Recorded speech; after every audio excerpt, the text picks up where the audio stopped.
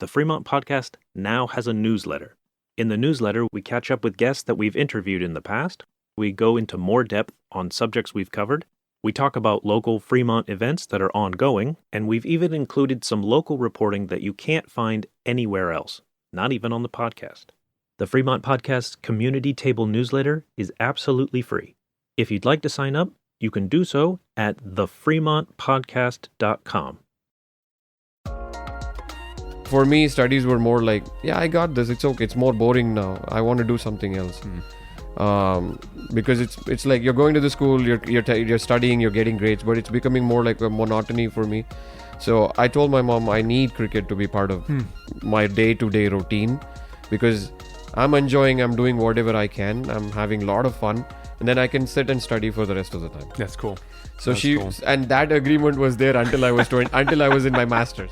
Coming to you straight from Fremont, California, this is the Fremont Podcast, dedicated to telling the stories of the past and present of the people and places of the city of Fremont, one conversation at a time. Hello, Fremont. This is Jackson. You're listening to episode 72 of the Fremont Podcast. Now, here's your host, Ricky B. All right, well, let's jump into this. This is great. All right, yeah. Yeah, I'm good. So today I'm joined by Sravan Dhulipala. Dhulipala. All right, yeah. Great. He is the founder of the VK Cricket Academy here in Fremont, and you founded it in 2018. Is that 2018. right? Okay, very cool. That's one of the things that I love about Fremont is a lot of times you go to a city or a place, you go to the parks. You see people playing soccer or, football. You might see people playing baseball, but I see a lot of cricket being played around town, and I love that. So you started the academy. What was your vision behind starting the academy when you started it in 2018? When it came to vision, basically, I enjoyed the sport a lot as a kid. For me, cricket is special because when it comes to relationships, when it comes to expressing myself, when it comes to being myself as an individual, cricket has been my best friend. Wow. I would say, because it taught me a lot of things: how to treat your teammate, how to respect your elders, how tough situations can be, and how not to give up. Yeah. So some nice values, life lessons. So for me, cricket is like the best thing. We kind of just talked about this, but you played cricket as a kid. Yes. And that was in India, right? That was in India. Yeah. And I played here too. Okay. So basically, going back to your question of, the whole reason why I would love to play or why I would want to be part of cricket is the vision is, if cricket can teach you something so much, not just in bits and pieces, but like any other sport, not and I'm not saying cricket is like the biggest thing, the best thing, but you take any sport and I'll give you an example. If you've seen The Last Dance on Netflix, yeah, it teaches you a lot of lessons, and so I got connected. Like, that's one of my most favorite shows that I've watched, and that's cricket for me. Yeah. Like how Michael Jordan said so many things on that show. That's cricket for me. That's cool. So the vision is basically kids should be part of something that's so fabulous. That's great. That's the vision. So what are some of the unique lessons that you feel that you have learned that you are able to pass on to other people? And when I say unique, as opposed to like, say, basketball or say any other sport, what are some of the unique things that you maybe yourself have learned from cricket, and maybe that you regularly pass on and talk about with the kids when compared to other games, or just in general? Just like in general, with the cricket? Just in general, yeah. The lessons that I would say is, first thing is never give up. That's a lesson. The game itself is so interesting that nothing's for sure until the last second. Yeah, because cricket games can dynamic. be played really long. They can be long, can't they? They can be long. Yeah. Yeah. There are games that happen 5 days in a row. That there's a reason it's called a test. Okay. Because it tests you in and out, both physically and psychologically. Wow. And then there's another version which happens in a day. Okay. And then there's another version which is the shortest format, and the one of the most relatable format is it's called the T20 Okay. or the 2020, which happens in about 3-4 hours. Yeah, That's awesome. But, yeah, I mean each of it has its own dynamics, and each one is everybody's favorite to one version or the other. But you said one of the lessons is that don't give up or don't quit. Mm-hmm. I think that's. I mean, I can imagine just because I played sports growing up and I was on teams. I think any skill kind of demands a committedness to learning how to do certain aspects of the game really well, right? Right. And I think that also not just the longevity of a game, not how long you can last, although that's really important, Right. but then also like the ability to hone your skills in order to be able to do them really well. Yeah, right? absolutely. Yeah. Absolutely. No, I mean, if you see a software employee or a cook in a restaurant, chef in a restaurant, right? It's not easy to do what they're doing. And You're right. Especially consistency, doing the same thing day in and day out. It's not easy to be them. So they would have picked up because they love it, because they're so passionate about it. So same way, I mean, you got to be connected to the sport to understand or get those lessons into your mind. Yeah, that's great. Yeah. Let's talk about the actual programs that you have going on. You have a rookie league. Is this league primarily the academy primarily for kids then, or do you have what are the age groups and then girls, boys? Like what does it look like? What does the academy look like in general? So we have beginners program, which is what we call our rookie league, where all the young kids come and play. They're having fun and then at the same time learning their most important lessons when it comes to the basics of the game. Then we have the under 11, under 13, under 15, age group cricket basically. And we have all the way up to under 17 right now. Okay. That's the current structure. We also have a team where the adults and a mixture of both the adults and the upcoming kids that's cool. Combine together and play.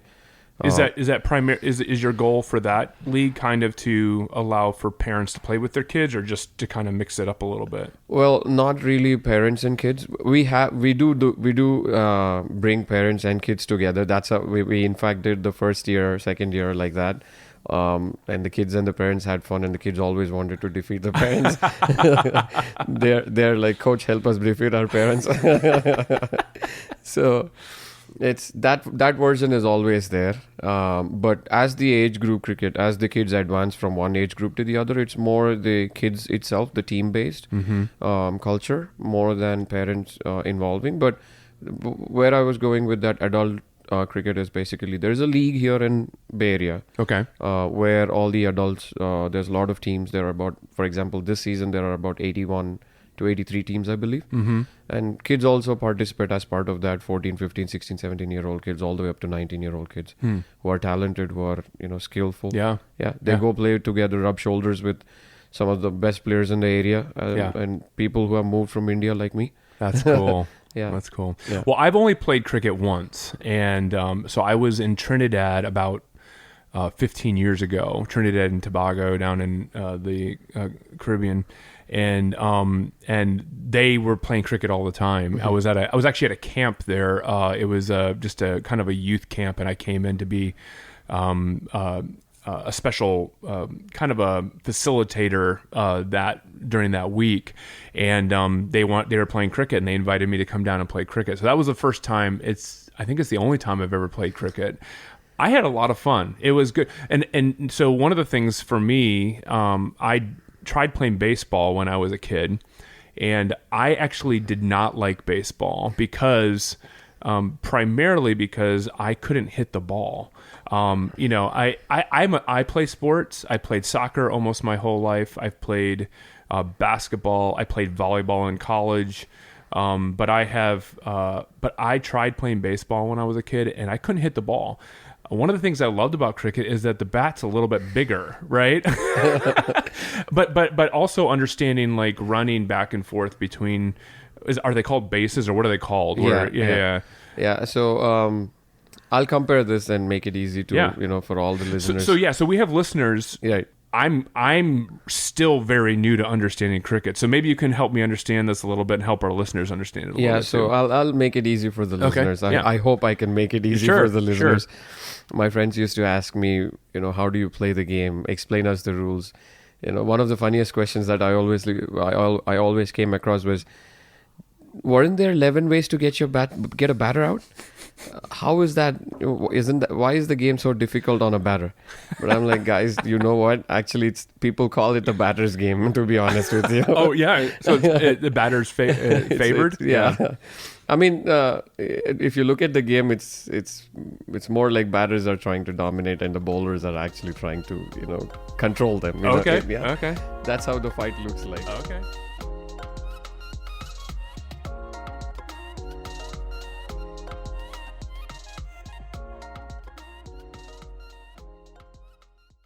Hey, Fremont Podcast listeners. If you're in the market for a new home or looking to sell your current one, Jennifer Petroselli at Petroselli Homes Realty Group is the one to turn to. Jennifer has been serving the community for over a decade, and her excellent communication skills, neighborhood expertise, and patient approach have made her the premier choice for real estate in the area.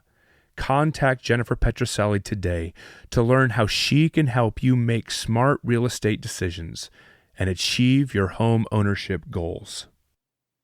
There's a house in my neighborhood that just sold, and it's not really the best looking house. So I was nosy and I looked, and it is listed for $900.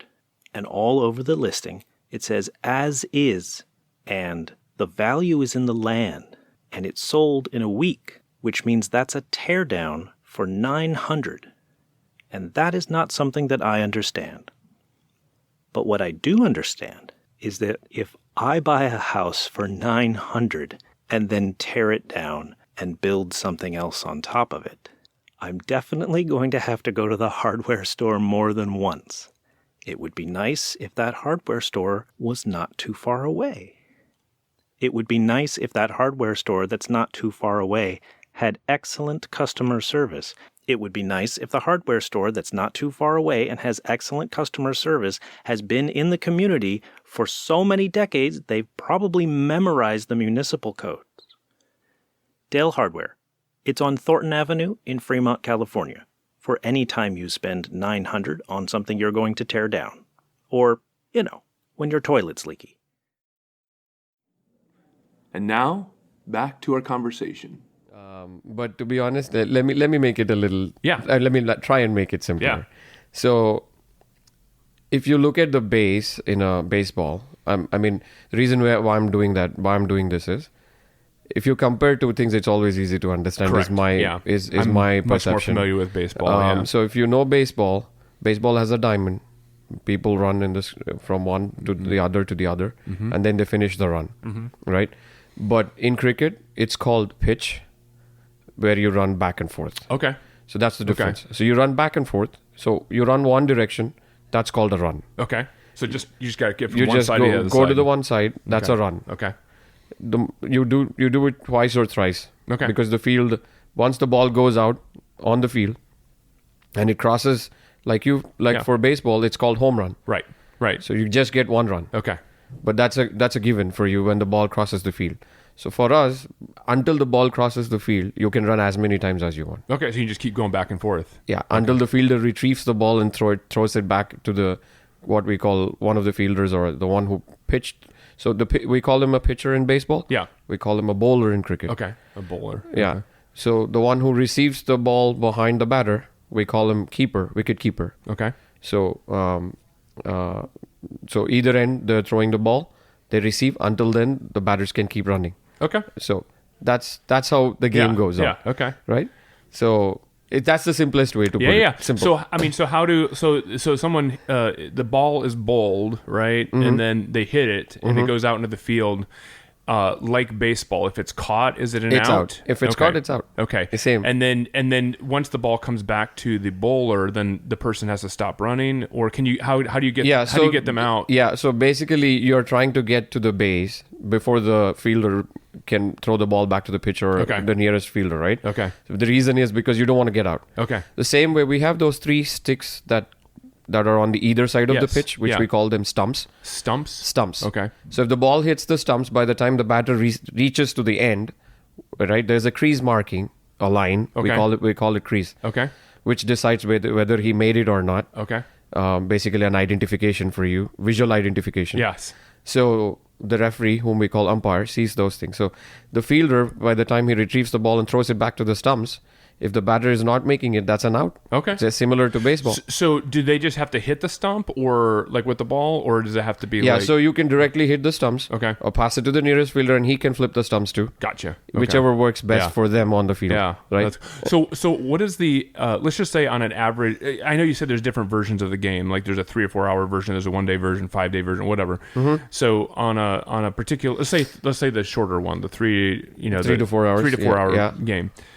Is it called a game or a match? Or a match. A match, okay. So a 3 to 4 hour match. How many runs typically would you expect to see on a? I know there's probably different levels. Like if you were to talk about an 8 to 10-year-old basketball league, there's going to be a certain number of points that they would be able to score versus like a high school or college game. So let's say you compare that again. I love comparison. So let's say an 8 to 10-year-old kid, how many does he shoot, or how many points do they shoot? Yeah, I mean you're probably 30 points in a game. And like we're talking the about team will make about 30 points in a game. So you're talking about international or these games like our Golden State teams, all these tems. Yeah. You're talking about some 100. Right. Yeah. Right? Like the Golden State Warriors. You're in the 120, 130 points. Right. So in youth or in that age group 8 to 10, if they're playing a 20, what we call overs. Okay. If they play 20 overs, they would score about 100, 120 approximate or somewhere close to that. Okay. Wow. About anywhere between 80 to 120. Okay. That's depending on which team they're, how skillful they are. Yeah. But in international cricket, there are multiple leagues that are going in each country. Yeah. And in international cricket, you're talking about anywhere between 160 to 200, 220. Wow. Depending on which surface, which ground, how small the field is, and all those factors. That's cool. Yeah. That's very cool. Yeah. So, where you guys meet right now is Northgate Community Park, right? In Fremont? Yes. Yeah. And have you guys been there the whole time since you started the league? Yeah. So when we started it in 2018, we were at Los Cerritos, where the kids were getting Los Altos? Los Cerritos Park. Okay. Los Cerritos. Okay. I got you. Right next to the Brookwell School. Yeah. Kids were getting together, having fun in the evenings, and then on Saturday mornings like that. Yeah. Then slowly we understand that these kids need a lot more infrastructure and practice in order for them to get much more skillful. Yeah. And then it was like I was looking for what was the nearest facility that was there, and we were all local to anyways near that area. Okay. Northgate was something that had batting cages. Okay. I want to ask about that in a second. Sure. So you're saying they have batting cages there, right? Is that for cricket or just baseball or whatever? I think it's the vision of the city was both. Okay. To cater for both groups. Okay. Yeah. But I think eventually cricket was picked up more in the for cages. That's cool. For the usage of cages. There's indoor cages though down in Milpitas, right? And they've got a whole cricket. Yes, it's called U.S. Cricket right? Store. Okay. That's a shop and lanes or batting cages. Yeah. But we call them lanes. Lanes. Okay. You call them batting cages. So that's again comparison. So we call them lanes. Yeah. The lane sounds a whole lot more domestic than cages. Like. Yeah, cages doesn't sound right. Yeah. That's awesome. So soccer is kind of like the international sport that you find in every country, right? I was just in Africa last year, and we were driving through parts of the country that were jungle, and there were kids out there playing soccer, right? So cricket is the second most popular sport in the world. I know that there's a lot of people who move here from India And so obviously there's kind of like a natural draw or desire to have cricket to be more commonplace in our area.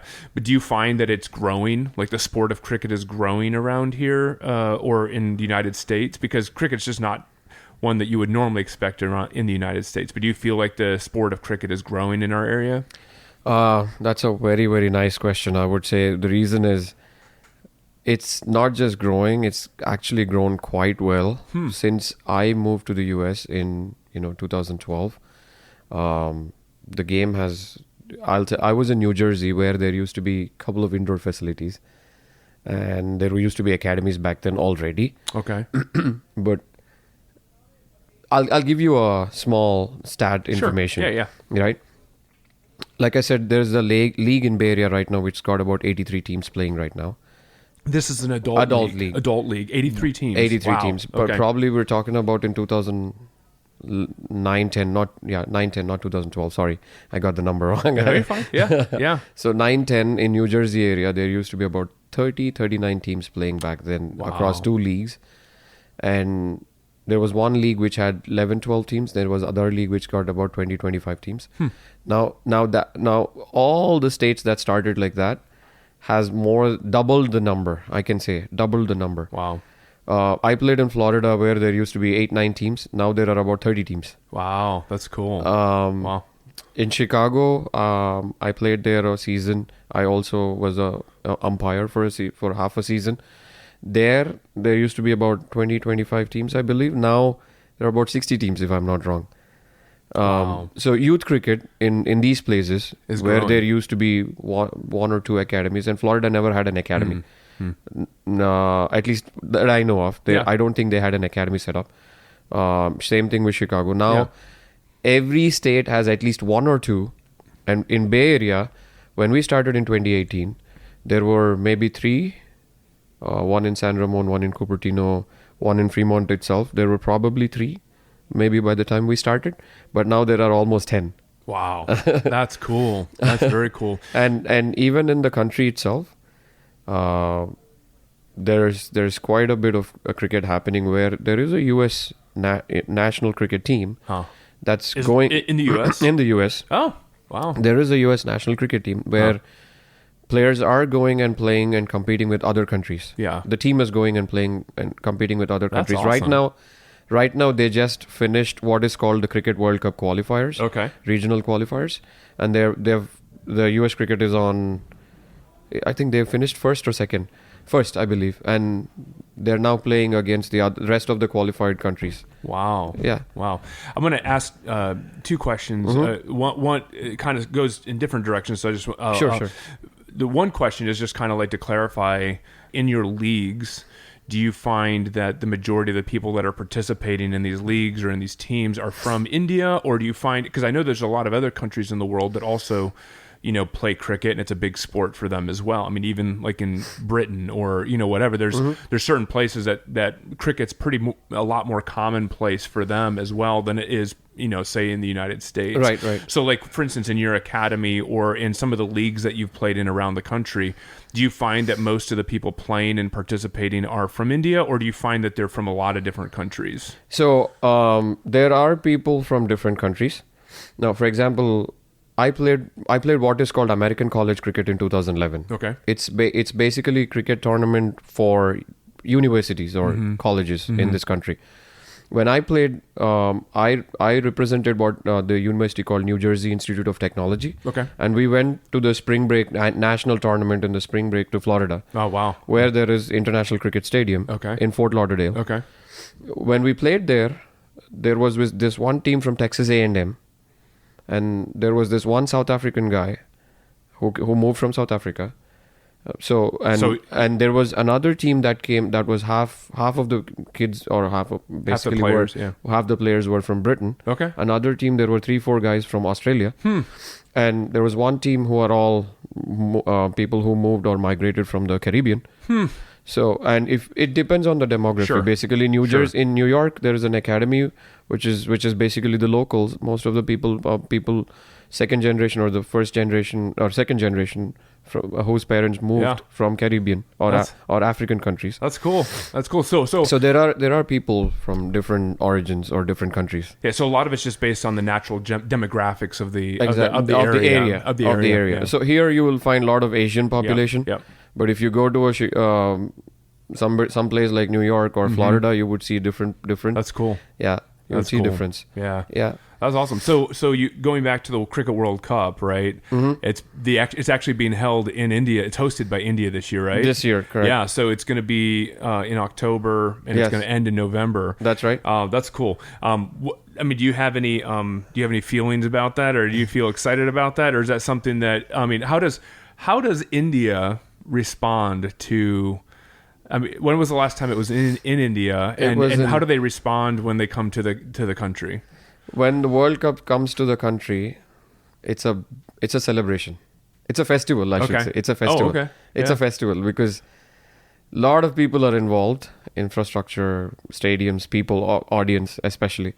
It's a celebration. It's a festival because first thing is the country that's hosting, India, is very famous for cricket. Yes. And they have the largest cricket stadium in the world, right? That is right. Yeah. Yeah. Okay. In terms of size and the number of people that it can accommodate. That's awesome. It's got the largest cricket stadium in Ahmedabad. Yeah. But yeah, whenever cricket comes to India, whether it is this what is called Indian Premier League, which is happening currently, or any World Cup, it's a festival that's happening right now on TVs, in the stadiums. Huh. Yeah.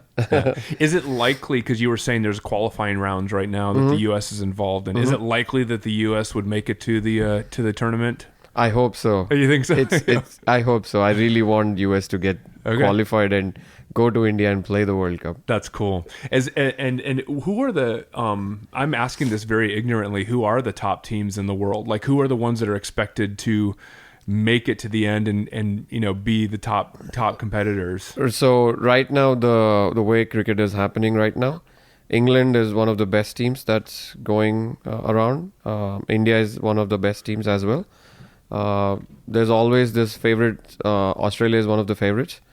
I think those three teams are at this point. India and England are like favorites going around. Australia is one of the toughest teams that that are always favorite. That have been one of the consistent teams. Yeah. India has been consistent. England has been consistent in the last decade. So they are one of the best teams that you can look forward to. New Zealand has always been another team that's always made it to the playoffs, like semifinals, or so they're another consistent team. But as far as top teams you're talking about, these three teams that I can name for sure. Yeah, that's cool. So I know that in the past with the Cricket World Cup, I knew that it was going on, but I never stopped to watch. But I'm not going to travel to India. Not that I don't want to. I'd love to, but I'm not going to. But if I wanted to have the best experience watching the Cricket World Cup here in Fremont, where do I go? What do I do? Like, what are the secrets to enjoying the Cricket World Cup in Fremont? So thanks to the media these days, you can watch it from your phone. Okay. So one of the things that you would probably need is the subscriptions, whichever media company is producing or helping in the production. If it's up until last month, Hulu had all the international cricket matches up until last month. Wow! Because they were Disney Plus is tied up with all the mainstream cricket. Huh. Now Sling TV has cricket that you can watch. If I wanted to enjoy like the energy of being with a crowd, being in a stadium, not just the stadium, but like, you mean like how you would go? People go and watch. If I were going to watch the Final Four, I would go to a sports bar, or I would go to there's a few around the city that I would go to, and I would always know they'd have all the games on. Like, is there a place around here that you know of where it's just like that's where people who love cricket would go to watch? I remember somebody hosting it. One of these restaurants hosting it, like you said, one of these sports bars actually had Cricket World Cup played the last time on TV, and people went in there and watched with friends. Even in Pleasanton, I remember one of these things have been done. But yeah, it's a good question. I'm not in that line, to be honest, to answer that straightforward. But there have been places where people have been to. Okay. Yeah.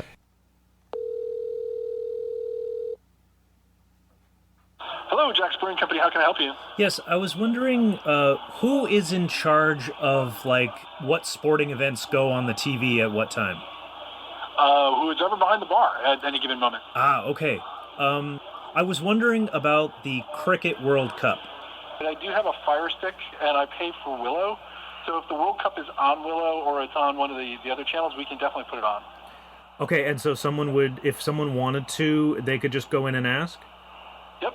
I've also heard that the games are being put on Disney Plus. Do you guys have access to that at all? I do with the same Fire Stick. So it's limited use. Basically, I've got a couple of Fire Sticks we can show it on. Awesome. So I will let people know that it's not scheduled, but you can go in and ask for it during that time, and that you have all the technology to make it happen. We do. Thank you so much. You're welcome. See you in October. See you in October. Bye-bye. Bye. So if do you enjoy watching it with other people then? Is it one of those sports that you watch with other people? Yeah. NFL is one thing that I love watching with friends, and up next to cricket. So watching with friends, watching is with the best experience, because everybody is a commentator. Everybody is an analyst. So it's fun. So if I wanted to if I wanted to learn about cricket, or if I just wanted to even get involved, I know I could join your league, right? Right? Yeah, maybe obviously. I don't know. Yeah, obviously. But if I just saw like a pickup game in a field somewhere around Fremont, is it kind of weird for me to go and just kind of sit there and watch, or if I wanted to actually play or whatever, what would I need to know, or how would I be received in going? I know everyone's different; they kind of have their own thing going on. Like it'd be kind of like me asking about just going to a basketball court and asking if I could play, join, and they might just be a group of friends that play all the time together. But if I wanted to learn about cricket or be able to just enjoy watching a pickup game, is that something I could do? Yeah, I mean, see, let's say our kids are playing, say for example, this weekend in Fremont Central Park, which is the soccer, the AstroTurf field, the soccer and cricket field. Let's say Sunday the game is happening. There is nice grass bank that you can sit and watch. And just enjoy it. Thanks to the city. Yeah. that they've come up with one of the best state of the art facility. Yeah. So you can come and watch, and after the game probably, I've had visitors who have come and said, "Can we try?" That's awesome. I said, "Yeah, go for it. It's fun." And they did come and pick it up, especially the kids. Yeah. This seems fun. The kids are having a lot of fun. And I'm listening to those conversations between the son and dad when I was at one of these games with my team. Yeah, you're more than welcome. So I've got a question I just thought of, which I'm curious to hear what your answer is. In baseball, they wear gloves because that's how they catch the ball, right? Mm-hmm. They don't have gloves in cricket. Yeah, no, is it like? Do you feel like baseball players are kind of like wimps because they wear gloves? And like, what is the comparison between like if the ball gets hit and someone has to catch it with a bare hand? I mean, could that hurt? Or it does hurt. It does hurt. It stings a lot when you catch the ball because it's pretty hard. It's a pretty solid ball. Yeah, it's a hard ball, no doubt. But see, there's techniques to catch the ball, so that doesn't because people do it thousands and thousands of times to catch it, and they get used to it. Yeah. When kids are trying the first time, they're like afraid to catch that ball, and then I'm saying, guys, just try once. Then it becomes one becomes two becomes three. Then you're getting used to it. Then you're like, I want to catch the ball. So once you get that feeling, you won't even feel that sting anymore because you're actually enjoying taking the catch, which is basically getting the batter out. Yeah. And then the mood is totally like celebration. Yeah. You're not worried about injury. You're not worried anymore. about that. Yeah. Do people break their fingers or their hands quite often? It's normal, especially in when it comes to youngsters. It's normal. Okay. Yeah. Okay. It's like small hairline. Fractures. Yeah. Those are normal. That's funny. That's funny. I want, if you don't mind, I want to ask a couple questions about you personally. Like, you work another job besides just founding this, or is this your full-time job? No, I have my full-time job, and I do this for passion. Okay. What do you do? If you don't mind me asking, I work in compliance in pharma company, taking care of the regulatory stuff. Okay. Basically, which is validation and compliance. Yeah. So that's what I do. Okay. That's part of my career. But cricket is something that I wanted to I mean, it's always been with me. Yeah. If I have to share a small story, Yeah. and I always told this to most of my parents as well, and even my kids too, Yeah. whenever they're like feeling bored or something. There was always an agreement between me, my mom, and my dad. My dad was more into work hard, get the grades, get a good job. And he did that. It worked for him. He obviously wanted that theory to pass on to me. But I was more of a sports freak in my when I was young, and I wanted to do something that's more tough than just study. That's cool. So for me, studies were more like, yeah, I got this. It's okay. It's more boring now. I want to do something else. Because it's like you're going to the school, you're studying, you're getting grades, but it's becoming more like a monotony for me. So I told my mom I need cricket to be part of my day-to-day routine, because I'm doing whatever I can. I'm having a lot of fun, and then I can sit and study for the rest of the time. That's cool. So That's cool. And that agreement was there until I was until I was in my master's. Wow. That's cool. So it's in a way it sort of keeps you going. Yeah.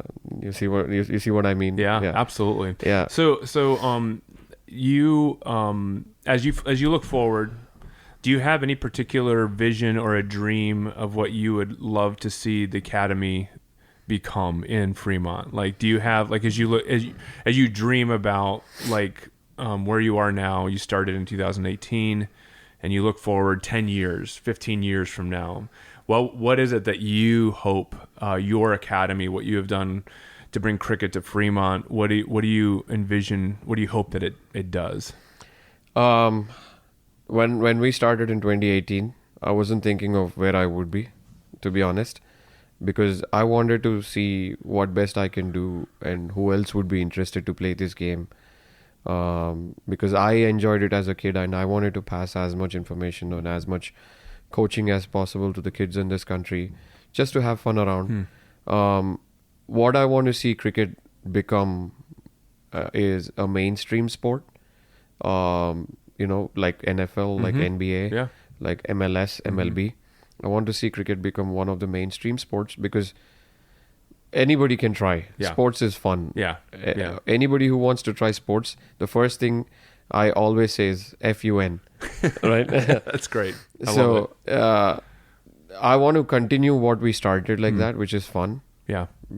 Because if That's you're not great. enjoying, you cannot do it, especially sports. Yeah. Same thing with the job, right? Yeah. If you're Right. not enjoying, Yeah. you don't feel like doing it. But Right. sports is the whole idea of sports is having fun. 10 years from now, I want to continue what we started, that goal of having fun and learning. And as an academy, we want to contribute, to see and happen that, that mainstream, that cricket become that one of the mainstream sports, and the players are actually motivated to go and play. And we are paving way for them to achieve that dream of becoming cricket players. That's awesome. Do you how many kids do you have, or how many participants do you have in the academy, and then how many people do you have working with you at the academy? So we have in Fremont, we have about 200 kids right now. Cool. And we also have another branch in Mountain House, Okay. where there are about another 40-50 kids there. So roughly, about 250 kids, Yeah. yes. That's cool. I have almost 15-16 people helping me, Okay. in addition to, administration and on the field, managers taking care of the team, volunteers taking care of the coaching.